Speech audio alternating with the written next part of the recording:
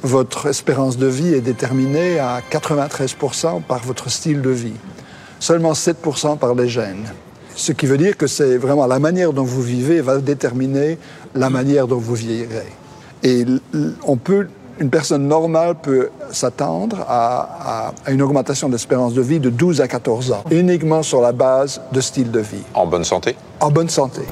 Alors les mecs, j'ai enfin testé le jeûne intermittent pendant un mois. Dans cette vidéo, je vais vous dire les bons côtés et les mauvais.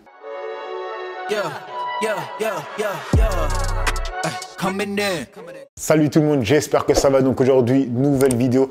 Aujourd'hui les amis, je vais vous parler de mon expérience avec le jeûne intermittent pendant un mois. Oui les mecs, juste un mois. Mais déjà, j'ai vu pas mal de choses. Avant de commencer la vidéo, on va dire la bienvenue aux deux derniers abonnés, les deux petits noms juste ici. Bienvenue à vous. Petit récap pour toute personne qui tomberait sur cette vidéo et qui ne me connaissent pas via Instagram, Twitch, TikTok ou bien YouTube. Je suis tout simplement une personne lambda comme vous les amis, mais qui partage tout son lifestyle sur grooming ou bien fashion. Sinon, j'ai deux autres chaînes YouTube, la première qui s'appelle Pages Live où je fais des vidéos réactions et la seconde qui s'appelle Pages Investissement où je parle de mes débuts dans l'investissement mais surtout vous dis comment faire réellement de l'argent sur Internet. Alors les mecs, je me suis mis une petite liste pour rien oublier. D'ailleurs, cette liste, je l'ai remplie au fur et à mesure pendant le mois du jeûne intermittent. Alors les mecs, à quelle heure je mangeais pour voir si c'est réellement ou non un jeûne intermittent. Parce que moi, je ne suis pas un pro dans ça. En France ou aux États-Unis, on mange pendant 16 heures et on jeûne pendant 8 heures. Et donc la première chose que je recommande aux gens de faire, c'est d'inverser. Et donc d'essayer de limiter la quantité d'heures pendant laquelle vous mangez et d'avoir un jeûne de 16 heures. Alors, je m'autorisais à manger à partir de 18h30 et j'arrêtais, on va dire, de manger, même si honnêtement, je dis un chiffre comme ça, mais j'avais pas spécialement envie de manger à ce moment-là. C'était plus parce que j'allais dormir.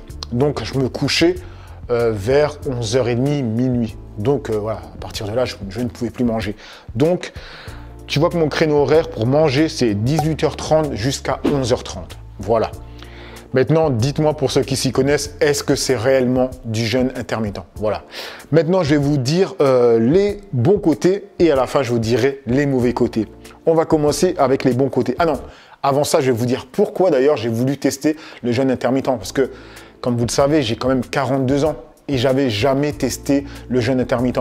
En fait, il y a deux choses qui m'ont fait tester ça. La première, c'est que je suis âgé.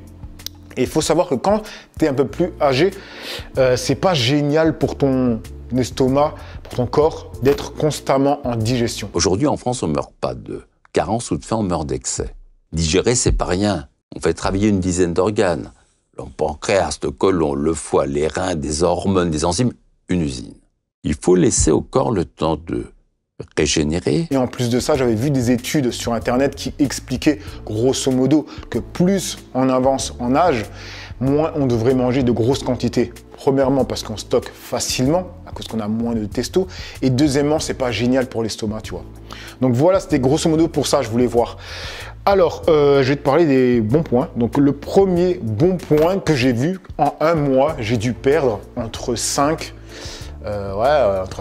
et 6-7 kilos. Facile. Tu vas me dire, ouais, c'est pas génial, tu vois, parce que voilà, pour les go muscu, c'est pas génial de perdre du poids.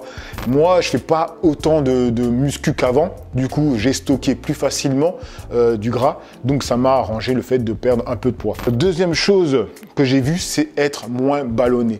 Le fait que je mange pas constamment dans la journée, ben, du coup, j'ai senti automatiquement, mais vraiment, c'est venu très rapidement.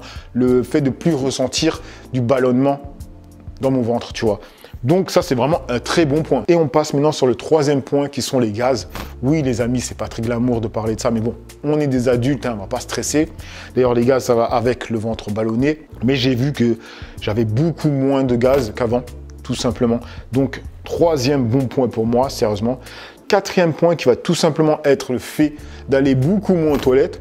J'allais 1-2 fois aux toilettes. Maintenant, j'y vais vraiment une seule fois aux toilettes. Je sais qu'il y a des personnes qui vont au moins 3 fois aux toilettes. C'est toujours un bon point à prendre, j'ai envie de dire. On passe sur le cinquième point, tout simplement de mieux dormir. Alors là, je vais vous expliquer pourquoi. Personnellement, pour bien dormir, j'ai besoin d'avoir bien mangé. Il y a des gens qui préfèrent avoir mangé léger et ils dorment bien. Moi, j'ai besoin d'avoir le ventre lourd et là, je dors comme un bébé. Le fait que je fasse le jeûne intermittent, je pouvais relativement me faire plaisir sans me prendre la tête. L'espace de temps où je pouvais me nourrir, il était si court que de toute façon, un bon repas, ça allait me caler et qu'ensuite, j'aurais pas faim. Bah, du coup, ensuite, je pouvais dormir, mais comme un bébé. Sérieusement, ça, j'ai vu la différence. Je dors facilement et je n'utilise même plus. C'est vrai en plus quand j'y pense.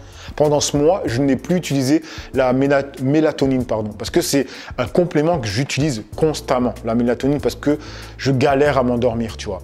Donc, ouais, j'avais pas pensé à ça. Mine de rien, ça a bien fonctionné. Donc, je dors très bien. Et le fait que j'avais dit que j'avais perdu du poids, ben, c'est tout simplement que pour perdre du poids, comme je vous l'avais dit dans l'autre vidéo, c'est qu'il faut être en déficit calorique. Pardon. Et le fait que j'ai très peu de temps pour pouvoir manger et que quand je mange à ce moment-là, du coup, ben, je suis rassasié et quelques temps après, je vais dormir. Ma fenêtre où, dans la journée où j'ingère des aliments est très petite. Du coup, je ne peux pas manger non plus énormément de calories. Donc, j'étais en déficit calorique, tout simplement, tu vois.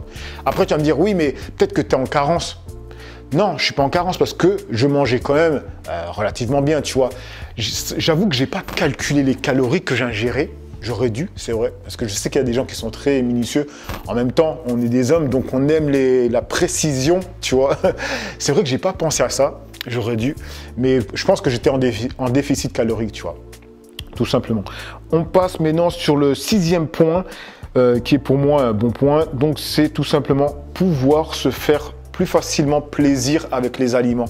Et ça, c'est vrai. C'est-à-dire, tu te prends moins la tête. C'est-à-dire que quand tu as toute la journée pour manger, tu vas manger le matin, tu vas manger à midi, tu vas manger une collation l'après-midi et tu vas manger le soir. Tu es tellement en train de manger que tu ne peux pas vraiment te faire plaisir parce qu'avec tous ces repas, ça te fait beaucoup de calories, tu vois. Alors que quand tu as un seul repas dans la journée, grosso modo, tu vois, un seul repas, j'exagère un peu parce que voilà, je mangeais à 18h30, 19h et ensuite je mangeais encore un petit truc, tu vois. Donc on va dire 2 repas, pas 2 grands repas, mais 2 repas. Et quand tu n'as que ça, tu peux te faire plaisir plus facilement. Parce que même si ton repas, il y a des choses un peu caloriques, ça ne vaut pas non plus 4 repas, à moins que ton total calorique journalier est très petit, tu vois. Mais pour la majorité des gens, oui, vous allez pouvoir vous faire plus facilement plaisir. On passe maintenant sur les points négatifs. Moi, j'ai retenu honnêtement 2 points négatifs. Le premier point négatif, c'est tout simplement de ne pas manger la journée. C'est normal, voilà, c'est ça. Et le deuxième point négatif, c'est tout simplement devoir être constamment occupé dans la tête comme physiquement. C'est la clé pour pouvoir tenir le jeûne intermittent. En tout cas, moi, c'est ma clé à moi. C'est tout simplement d'être constamment occupé, tu vois. C'est que moi, ben, en fait, je travaille et quand je ne travaillais pas, de toute façon, quand je rentre chez moi, je travaille encore sur l'ordinateur parce que, comme vous le savez, j'ai 3 chaînes YouTube. Du coup, j'étais constamment sur mon ordinateur. Et moi, j'ai un truc qui est cool, c'est que quand je suis devant mon ordinateur, j'oublie la nourriture, j'oublie que j'ai envie de manger, tu vois. Je suis dans une bulle, tout simplement. Donc, ayez une occupation. C'est vraiment la clé pour réussir à faire un jeûne intermittent. Et de toute façon, c'est aussi la clé pour réussir un régime. C'est d'être constamment occupé. Et bien sûr, être discipliné. Bref, donc voilà les mecs, pour mon retour sur mon jeûne intermittent. Si c'est réellement un jeûne intermittent, vous allez de toute façon, je pense, me le dire dans les commentaires. Sur ce, je vous laisse. J'espère que cette vidéo vous aura plu et je vous dis à une autre vidéo. Peace les amis.